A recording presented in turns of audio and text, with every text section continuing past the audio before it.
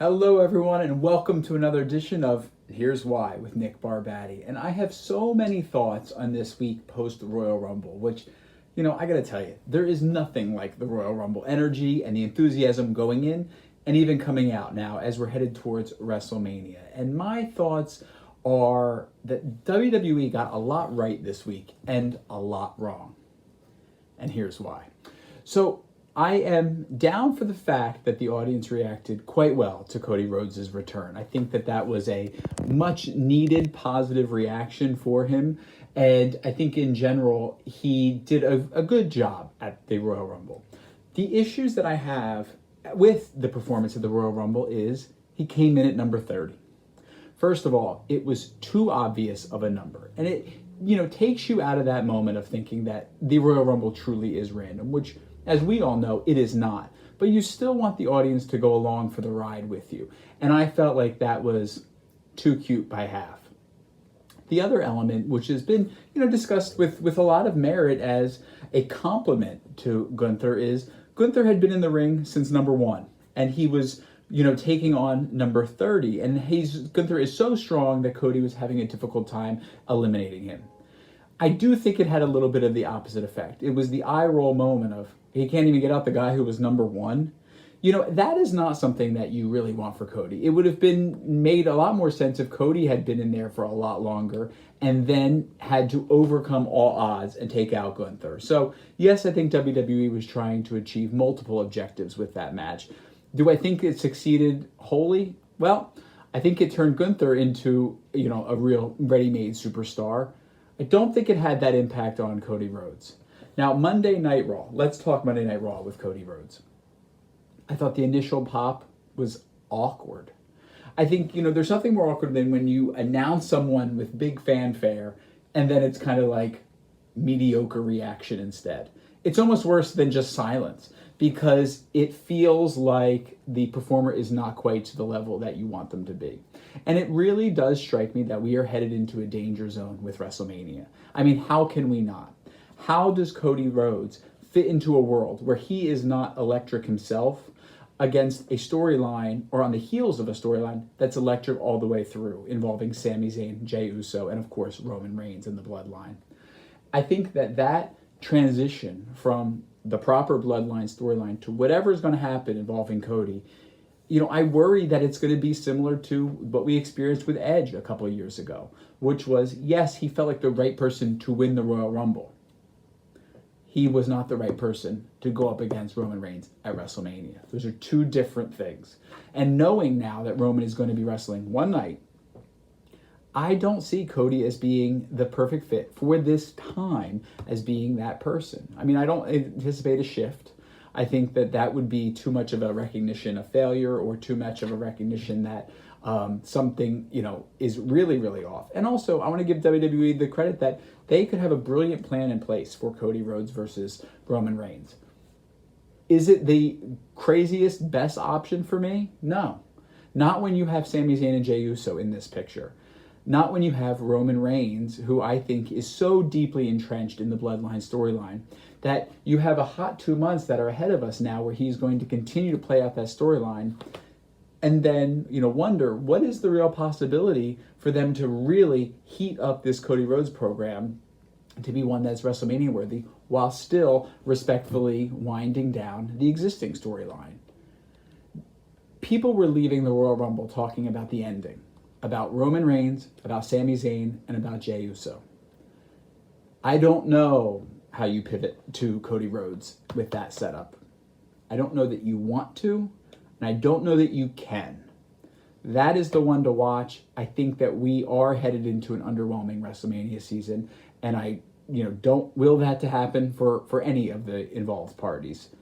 I just think it's the reality of the situation. I think if you're Cody Rhodes, I think the promo that people were raving about on Twitter did not speak to me. It did not speak to me at all. It felt like, we're really leaning into the fact that Cody has a mission statement right now. And God bless him, that's more than most wrestlers have. But how do you transition the me to a we and get that program where it needs to be for WrestleMania? That is still, to be determined. Other big news this week was Rhea Ripley choosing to take on Charlotte Flair at WrestleMania, and I have some thoughts on that. I think, it is unexpected. I totally expected Rhea Ripley to go up against Bianca Belair, but in the post-show press conference, I believe it was, that Rhea Ripley was laying out the pros for choosing either Bianca or Charlotte. How do you not choose Charlotte, though, once you listen to the reasons why?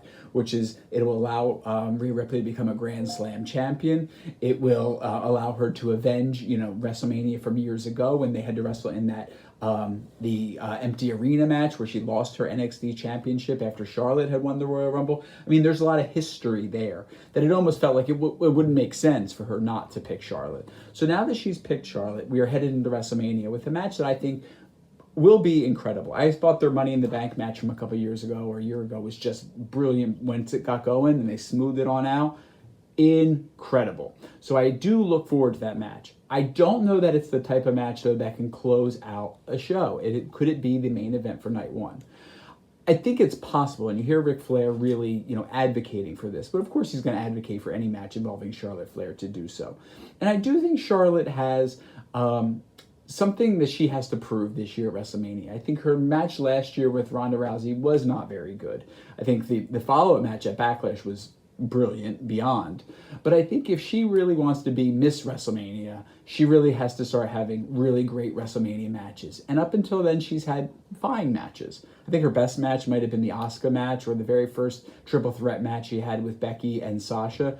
But I think that this is a chance to have a real statement maker match. And the good news for her is, unlike the last time she went up against Rhea Ripley, Rhea is hot right now. She is a casual fan's dream. She's someone who's popping up on people's Facebook with clips to watch. People know the mommy of it all. And Dominic has been just incredible. And I think he could add to the storyline. I think Charlotte as a babyface is always a challenge, though, to get behind. And I think the interest that exists there, it's tough. It's tough to really root for her since she is such a natural great heel. So do I think the match will close a WrestleMania? I really don't. I think WWE will be itching for a lot of reasons to put a women's match in the last match of the card. I'm curious to see what they do with Bianca Belair. I think the options are there in that, there is no natural opponent right now for Becky Lynch, so you could always do Becky versus Bianca again, and it feels very again. That doesn't seem like a show closer match to me. Dave Meltzer today reporting that it appears that it is locked in, I guess it appears to be locked in, that Ronda Rousey will team with Shayna Baszler to take on Damage Control's Io Sky and Dakota Kai. Should be a great match. Curious to see how they find some fan interaction there with both teams being heel right now. That's not a show closer. Does Becky have some kind of other marquee match that we're going to see come out? Possible. But if I were making my choice based on the reactions at the Royal Rumble, I would go with Asuka. I think Asuka versus Bianca Belair is just a slam dunk in terms of an excellent match, but also it feels fresh, feels exciting, and I think Asuka will just do a really great job. And really, this is a newfound energy, a newfound enthusiasm behind her presence. So that is the match that I would be personally most excited about. But then what happens to Becky? Does it become a triple threat match? That's possible. That's possible. I don't think she's a fit necessarily into the Charlotte and Rhea Ripley match. Or is there just something else? Is there a special attraction match in there with a former veteran? I think that's a real possibility. But when you look at all of those options, what is the one women's match, if they do one, that will close out night one of WrestleMania? I think you look at Charlotte versus Becky. Here I am so smooth and I messed that up. Charlotte versus Rhea. I did think Charlotte versus Becky was the next women's match to close out a WrestleMania match, WrestleMania night, but it's not going to happen. I think, especially not this year, it's not going to happen. I think Rhea is on a streak. I think she's got a ton of enthusiasm behind her.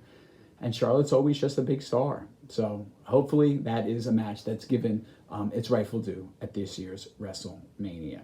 There's so much now to look forward to at WrestleMania, and it seems like the card is fully coming together. We have Seth Rollins, I think, appearing to go up against Logan Paul. And after Logan Paul's performance at Royal Rumble, I think he has just, so far exceeded anyone's expectations for him in the wrestling ring. Then, of course, you have other matches now coming out of there. There's the awkwardness of what happens with the Usos, and do they go up against Sami and KO in a tag team match? And if so, how do you get Jay back with Jimmy? Is it another heel turn for Jay? Still to be figured out, but that seems like a real possibility. Brock versus Bobby seems obvious. Dave Meltzer also reporting that we can expect to see John Cena versus Austin Theory. That works for me. That one visually works for me. It seems tonally to work for me, and I think that it would be one that I personally would be, very excited about, and feels fitting in a clash of generations, and one that I would hope would suitably get Austin Theory off, on a good foot. When we look at Bray Wyatt, though, Bray Wyatt did not have a great night at the Royal Rumble. I think all things involving the Pitch Black match was corny, awkward, and unsatisfying. I think even that movement of Uncle Howdy at the end indicated to me what I've been projecting for a long time now, which is the costumes are too much, the mask is too much, the makeup is too much, and it will prohibit actual movement. And that is precisely what I think happened with the jump off of the little apron area down onto LA Knight. The hard part about this thing with Bray Wyatt is LA Knight came across as the most interesting man in that whole storyline. So where does Bray go from here? What world does he take on? And, it's really what we're seeing is Bray Wyatt seemingly just taking on himself. And is it satisfying? Does he need a real blood feud going into WrestleMania? I would argue yes. I think WrestleMania should be the first big kill of Bray Wyatt. And if you don't do that, there needs to be a recognition that this is all just moving too slow. It is not satisfying. And it's to the point where the special effects are making it, and really the sellout quality of making it the Mountain Dew match, have reduced this storyline into something that's really beneath where we could have ever hoped the Bray Wyatt character would be heading into WrestleMania, or just at this point in its transition period. Weakness all the way around. It was indeed great to have Pat McAfee back. And, you have to hope that, I think, as many others have said, that over the course of this next few weeks and months, that he really gets up on the product. He seemed to not fully grasp, what has happened storyline-wise. And while his enthusiasm is always there, you can always read when it's legitimate and when it is not. So that is indeed something that I would like to see. I am not exactly excited to see Bobby versus Brock again, but if that is not resolved at Elimination Chamber and instead becomes a WrestleMania match, so be it. And it does seem obvious that we're headed to a potential triple threat match between Gunther, Drew McIntyre, and Sheamus, and it'll be the hardest hitting triple threat match I think any of us could have ever imagined. There's still something about seeing Gunther as the reigning Intercontinental Champion going one-on-one with someone at WrestleMania that I would prefer to see, even if it was one-on-one against Drew McIntyre. But if we do go the triple threat match, there's a lot of history there and a lot of real interest, and I think overall it will be a tremendous success. Tonight is SmackDown, and tomorrow morning I will be going on the call with Tom Collahue on the PW Torch Daily Cast, so I look forward to providing you my thoughts there. But in the meantime, everyone, I hope you've enjoyed this week in wrestling, and tune in here and subscribe to Nick Barbatti's YouTube channel. I look forward to coming and visit you more often. Thank you, everybody. Have a great weekend.